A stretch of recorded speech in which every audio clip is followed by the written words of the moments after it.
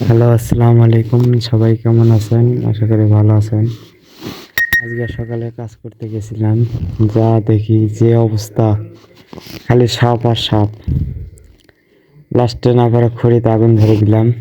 হুম, ঘাসের ভেউ পরিষ্কার করতে গিয়ে চারজন ছিল, চারজনে লাঠি হাতে নিয়ে আসি, সাপ পার হলে মারবো।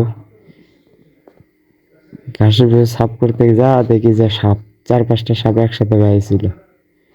পরে আগুন ধরে দিলাম। তো আগুন ধরে দিয়ে সবাই লাঠি হাতে দাঁড়ায় আছি যে সাপ মারবো। পরে দেখি একটা সাপ আর বের হয় নাই আগুন ধরে দেওয়ার পর। আগে বের হয়েছে বহু সাপ। তো চারপাশে ঘুরে ঘুরে সবাই দেখতেছে কোথাও সাপ আছে কি না।